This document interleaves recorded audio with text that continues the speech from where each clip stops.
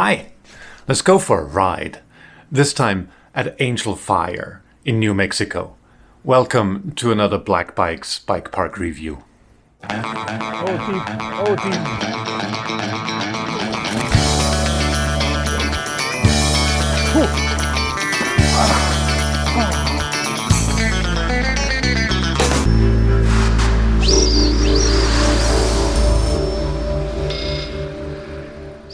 Angelfire has been rated the best bike park in the Southwest on MTBparks for I think 6 consecutive times now, so no pressure.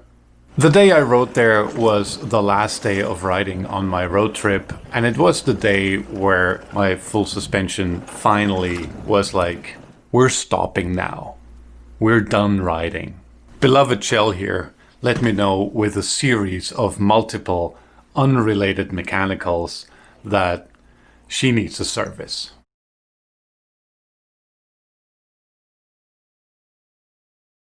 Anyway, before she finally broke down, I still got to ride a lot of the park, so I think I can make an informed review. Angelfire has one lift and one lift only. It's a fast one though, and this one lift serves a ton of trails. The lines were only long when it stopped, and it stopped a lot. I don't know what was going on. Maybe they had just a bad day, or they had mechanicals themselves. Oh God.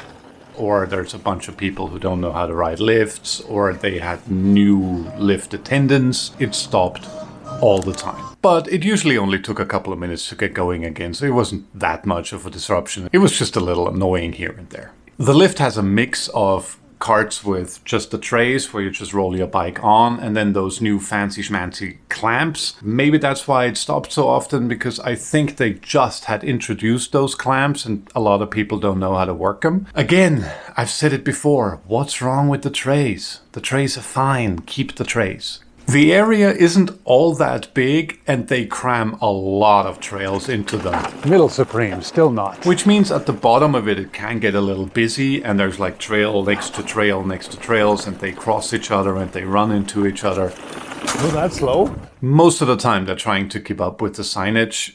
Doesn't always work. Also, the entire trail network is fully represented on trail forks. It's a little more than 2,000 feet drop, which is plenty, and the elevation work they're doing is great. The summit is at 11,000 feet, and you feel it. It's up there. The trails are, for the most part, single track. It wasn't like the majority of them being those wide A-line kind of huge flow jump trails. A lot of single track, a lot of technical stuff, and some of it quite steep and gnarly. It's a great variety of trails, both in terms of type of trails. There's everything from the very, very windy single track to relatively wide built, huge jump lines, which yours truly avoided, because I'm still not a candidate for black jump lines, let alone double black ones. But you have everything there, from very easy, wide and super flowy green trails all the way to the gnarliest World Cup pro lines. A wonderful warm-up trail and a great beginner trail is Easy Street. It starts as a fire road and you're like, what, that's a trail? But then it turns into this wonderful flowy single track, perfect warm-up trail. And it's a green trail that's easy and flowy that goes from all the way to the top to all the way to the bottom. If you're a beginner and that's your trail, you can have fun on that trail all day long. The other green trails are quite harder than that one. Especially Sierra was surprisingly steep. I rode it and was like, is that a green trail? I kind of disagree with the greenage of that one.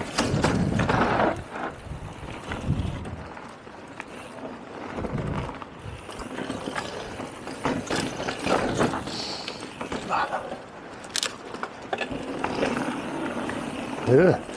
Okay.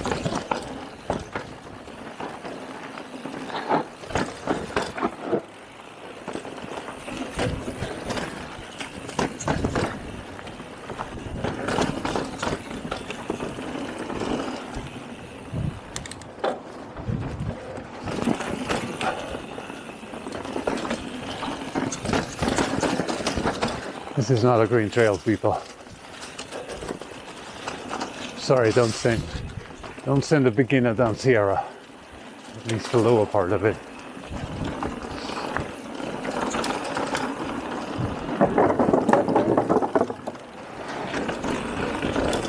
There's a bunch of blue trails, most memorable Chutes and Ladders, which is a pretty feature-rich trail with a bunch of North Shore features. I like blue drops. They're not mandatory. Woo-hoo.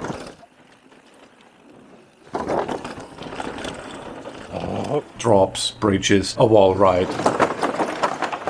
A lot of fun. Their quote-unquote signature jump trail is called Boulder Dash. Boulder Dash. And I couldn't quite send it because the brake ripples on it were so bad. I stashed the boulders. Oh boy. Oh boy. That you never had enough speed for any of the jumps.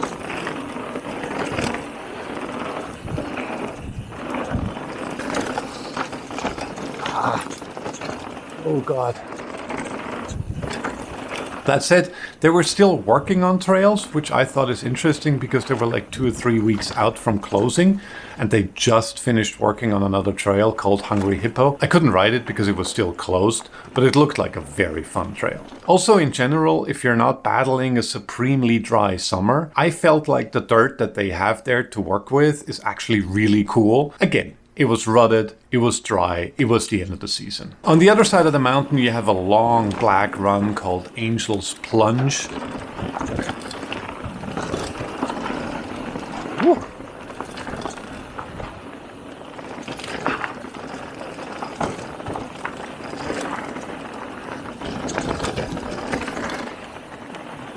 Oh, sure. Sure, I'll jump that. Jump that. Oh, God.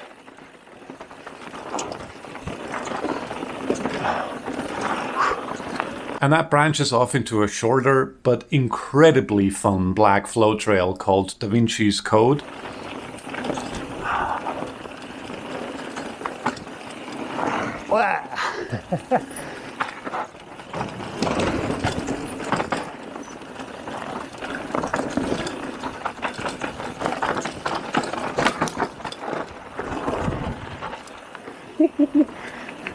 This is so much fun. I ran that a bunch of times.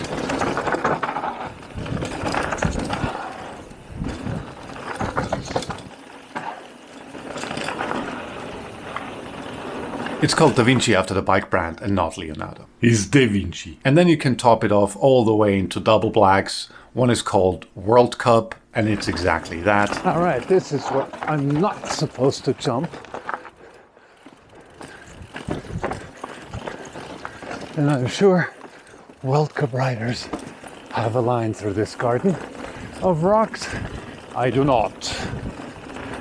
A branch of World Cup is called Pepper Spray. A ton of fun. Why is nobody riding this? Although you need a bigger bike than I had. This is awesome. Their rock gardens are full of volcanic rock. Please tell me I'm filming this. Oh, and if not, I have to do it again. Oh no. The most fun I've had since Moab.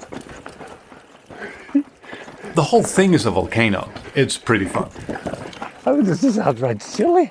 And it's getting worse. Ooh. No. Doing.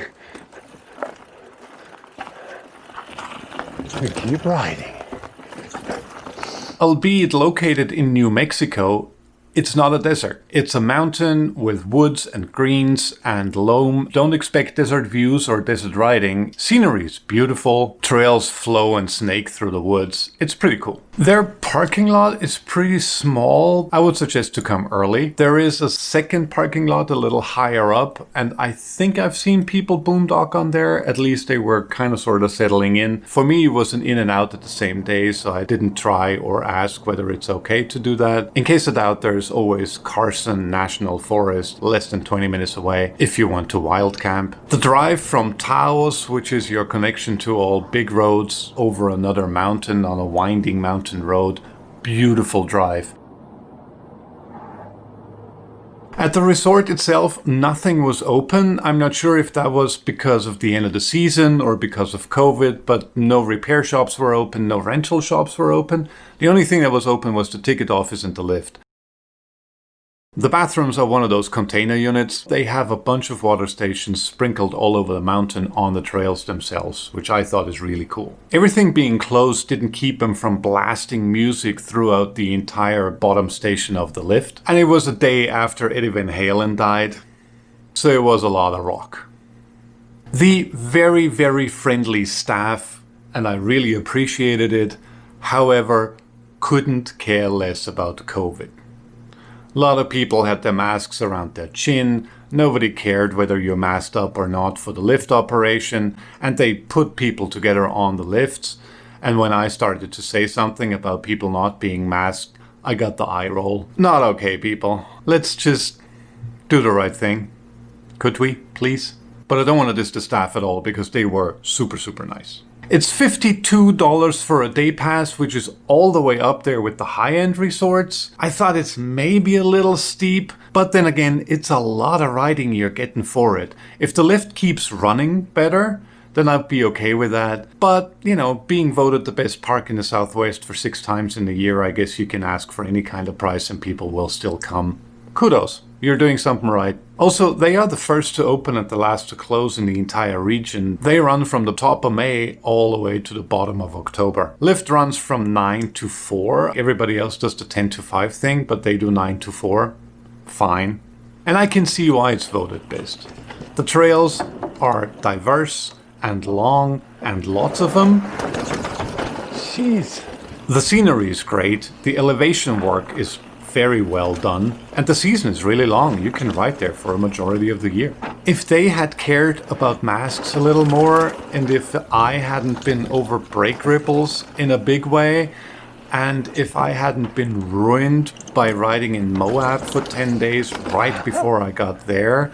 That's brutal, but fun. It would have been some of the best riding I've done on the entire trip. So yeah, there it is, Angelfire Bike Park. It's a fun place to be. I'll definitely be back. As usual, let's make this video about helping people trying to decide whether to ride there or not. If I've forgotten anything, let me know in the comments. If you disagree with me, let me know in the comments. If you agree with me, let me know in the comments. Let's have a conversation. And as always, thanks for watching. And pedal hard.